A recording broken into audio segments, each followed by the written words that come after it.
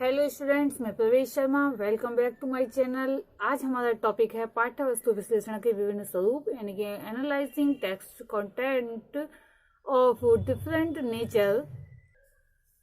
पाठ्य वस्तु विश्लेषण में पाठ्य वस्तु का विश्लेषण एक निश्चित उद्देश्य के अनुसार किया जाता है।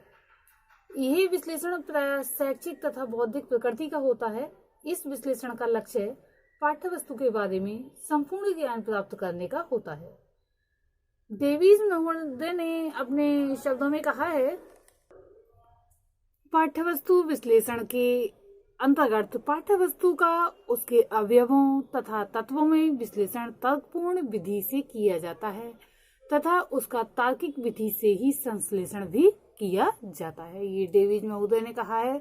इनका कहने का तात्पर्य यही है कि इसके अंतर्गत पाठ्य वस्तु जो भी होती है, टेक्स्ट, उसके अवयवों तथा तत्वों से विश्लेषण तर्कपूर्ण विधि से, जिसकी तर्कणा की जा सके, किया जाता है तथा तार्किक विधि से ही उसका संश्लेषण भी किया जाता है। अब हम सबसे पहले आपको पाठ्य वस्तु विश्लेषण का अर्थ एवं संरचना के विषय में समझाएंगे। तो सबसे पहले देखते हैं इसका मीनिंग।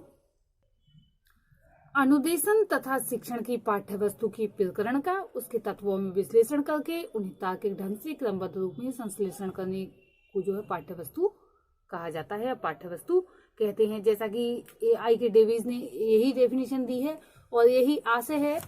पाठ्य वस्तु विश्लेषण से कुल शिक्षण बिंदुओं का चयन करके उनकी संख्या ज्ञात की जाती है और इन बिंदुओं की संख्या, महत्व आदि के आधार पर पढ़ाने का समय निश्चित किया जाता है। किन शिक्षण बिंदुओं को ज्यादा समय देना है और किन्हें कम, अथवा किन बिंदु को प्रारंभ में पढ़ाना है, किन को मध्य में पढ़ाना है और किस बिंदु को अंत में, तथा इनमें से प्रत्येक को कितनी गहराई के साथ पढ़ाना है। इस प्रकार से पाठ्य वस्तु विश्लेषण के आधार पर शिक्षक अपने शिक्षण को अधिक प्रभावशाली बना सकता है।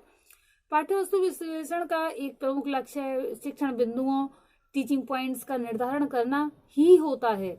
पाठ्य वस्तु में शिक्षक को जिन महत्वपूर्ण बिंदुओं पर बल देना चाहिए उन्हें शिक्षण बिंदु कहते हैं। इन शिक्षण बिंदुओं के चयन करने में पाठ्य वस्तु विश्लेषण की प्रक्रिया महत्वपूर्ण योगदान देती है और इन्हीं शिक्षण बिंदुओं के माध्यम से शिक्षक सरलता से पाठ्य वस्तु के निर्धारित उद्देश्यों को भी प्राप्त कर लेता है और छात्र भी अच्छी प्रकार से इसको समझ लेते हैं। नेक्स्ट पॉइंट है हमारा पाठ्य वस्तु विश्लेषण विधि, यानी कि मेथड ऑफ कंटेंट एनालिसिस। पाठ्य वस्तु विश्लेषण की अनेक विधियां हैं।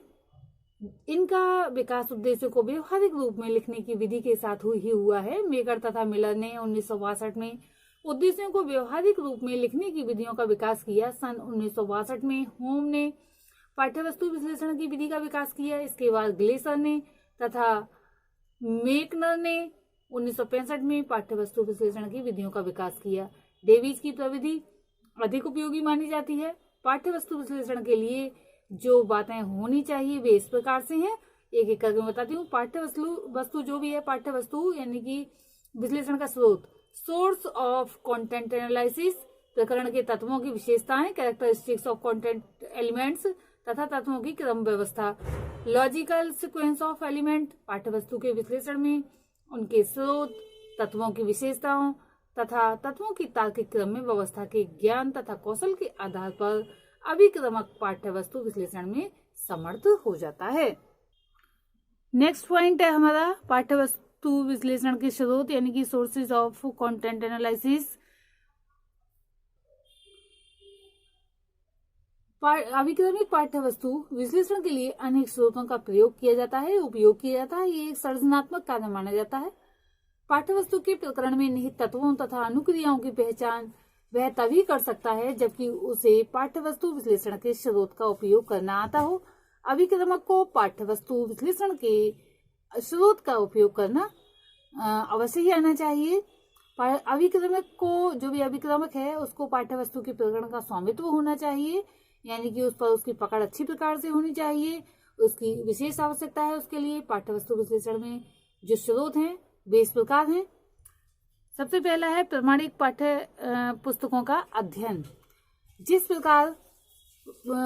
प्रकार से भी या जिस प्रकार प्रकरण पर अभिक्रमित अनुदेशन सामग्री को तैयार करना होता है, उस पाठ्य वस्तु की शुद्धता को जानने के लिए अभिक्रमकों से संबंधित प्रमाणिक पुस्तकों यानी कि स्टैंडर्ड बुक्स का अध्ययन करना चाहिए। नेक्स्ट पॉइंट है छात्रों की आवश्यकता। किसी प्रकरण का स्वरूप निश्चित नहीं होता है, अपितु अधिक व्यापक होता है। कहने का मतलब ये है जितनी गहराई से पढ़ा जाएगा वही प्रकरण जो है बड़े से बड़ा होता चला जाएगा। अधिकांश विषयों के प्रकरण को माध्यमिक स्तर से विश्वविद्यालय स्तर तक पढ़ाया जाता है, इसलिए ये मालूम होना आवश्यक है कि प्रकरण का कितना स्वरूप प्रस्तुत किया जाए, यानी कि छात्र किस स्तर के हैं, किस लेवल के हैं, उसी के अनुसार जो है प्रकरण प्रस्तुत किया जाएगा। इसके लिए अभिक्रमक को छात्रों के पूर्व व्यवहार तथा छात्रों की आवश्यकताओं को ध्यान में रखना चाहिए। नेक्स्ट पॉइंट है हमारा शैक्षिक आवश्यकता। सामाजिक तथा राष्ट्र की आवश्यकताओं के लिए ये जो है प्रस्तुत किया जाता है, ये टेक्स्ट जो है प्रस्तुत किया जाता है। किसी भी प्रकरण का क्यों प्रस्तुतिकरण करना है, इसका उत्तर शैक्षिक आवश्यकताओं की पूर्ति करना होता है। अतः ये अभिक्रमक को प्रकरण की शैक्षिक उपयोगिता का बोध कराना होगा। नेक्स्ट पॉइंट है हमारा परीक्षा प्रणाली का स्वरूप। अनुदेशन के नियोजन में परीक्षा प्रणाली का स्वरूप एक आधार प्रदान करता है। निबंधात्मक परीक्षा के लिए महत्वपूर्ण प्रकरणों तथा तत्वों को अनुदेशन की व्यवस्था में महत्व दिया जाता है, परंतु वस्तुनिष्ठ परीक्षा में सूक्ष्म तत्वों के लिए अनुदेशन की व्यवस्था की जाती है। इस प्रकार पाठ्य वस्तु विश्लेषण के स्वरूप को परीक्षा प्रणाली निर्धारित करती है। नेक्स्ट पॉइंट है हमारा अनुदेशन में सहायक सामग्री। अनुदेशन के प्रस्तुतिकरण के लिए सहायक सामग्री की व्यवस्था की जाती है। सहायक सामग्री बहुत शब्द साधन आदि बहुत सारी होती हैं। Chart, model. शिक्षक या शिक्षण सहायक सामग्री को उपादेयता शिक्षक के कौशल पर निर्भर करती है, इसीलिए शिक्षक को अपने कौशल को ध्यान में रखते हुए पाठ्य वस्तु का विश्लेषण करना चाहिए। नेक्स्ट पॉइंट है हमारा पाठ्यक्रम की आवश्यकता। किसी प्रकरण के तत्वों के विश्लेषण में पाठ्यक्रम की आवश्यकता भी अधिक उपयोगी होती है। पाठ्यक्रम की रूपरेखा ही प्रकरण के स्वरूप को निर्धारित करती है। उदाहरण के लिए अभिप्रेरणा यानी कि मोटिवेशन प्रकरण मनोविज्ञान के या फिर अन्य क्लासेस के पाठ्यक्रमों में सम्मिलित किया जाता है, यानी कि मनोविज्ञान या शिक्षा शास्त्र में भी है ही, लेकिन है मनोविज्ञान का ही पार्ट, परंतु जो है अन्य कक्षाओं में कम महत्व दिया जाता है और विशेषकर जिस विषय से संबंधित टॉपिक होता है उसमें विशेष ध्यान दिया जाता है। इन स्रोतों से पाठ्य वस्तु विश्लेषण के जो भी अभी स्रोत बताए गए, इन स्रोतों से पाठ्य वस्तु विश्लेषण के मौलिक प्रश्नों क्या, कैसे, क्यों तथा कौशल का उत्तर प्राप्त हो जाता है। क्या प्रश्न का उत्तर, क्या क्वेश्चन मार्क लगा हुआ है, क्या प्रश्न का उत्तर प्रामाणिक पुस्तकों तथा पाठ्यक्रम की रूपरेखा में से मिलता है। क्यों प्रश्न का उत्तर शैक्षिक आवश्यकताओं से, कैसे प्रश्न का उत्तर छात्रों की आवश्यकता से तथा कौशल के लिए परीक्षा प्रणाली तथा सामग्री से प्राप्त होता है। ये हमारा टॉपिक जो चल रहा है एनालिसिस टेक्स्ट यानी कंटेंट ऑफ डिफरेंट नेचर, ये आज के लिए इतना ही। और आगे का जो शेष बचा है नेक्स्ट वीडियो में आपको हम जो है अपलोड करेंगे, आप देखते रहिए। और जिसने चैनल को सब्सक्राइब नहीं किया है वह अवश्य कर लें। आज के लिए इतना ही, धन्यवाद।